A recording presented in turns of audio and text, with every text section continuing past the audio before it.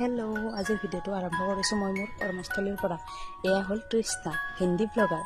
আইঐ দেই, তাই মোক বহুত বেছি মটিভেট কৰে দেই ভিডিঅ' বনাবলৈ। আমি এজ এ নাৰ্ছ শুনিবলগীয়া মষ্ট কমন কুৱেশ্যনটো কি জানেনে? যে তোমালোকে বেজি চেলাইন দিব জানানে?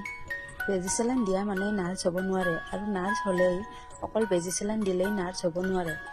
নাৰ্ছ হ'বলৈ হ'লে বা নাৰ্ছ হ'লে তাতকৈ বেছি আৰু বহুত ডাঙৰ ডাঙৰ প্ৰচিডিউৰ কৰিবলগীয়া হয়। বেজি চেলাইন দিয়া অকল বেছিকহে। তাতকৈ ডাঙৰ কথা কি জানেনে? এজনী বা এজন নাৰ্ছ হ'বলৈ বহুত বেছি প্ৰয়োজন কিহৰ? সেইটো হৈছে ধৈৰ্য।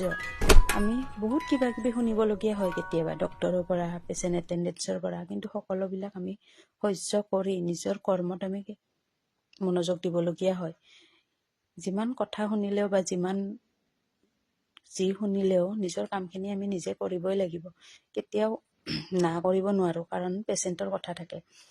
আৰু এয়া হৈছে আমাৰ হস্পিটেলৰ বাহিৰখন। তাৰে পৰা আমি আহিলোঁ। আমি ঘূৰি আছোঁ ডিউটি শেষ কৰি DPDC অফিচ বিচাৰি। তাৰ পৰা আমি গ'লোঁ ৰতনদাৰ দোকান। ৰতনদাৰ দোকানত চাহ, ৰুটি আৰু অমলেট খাই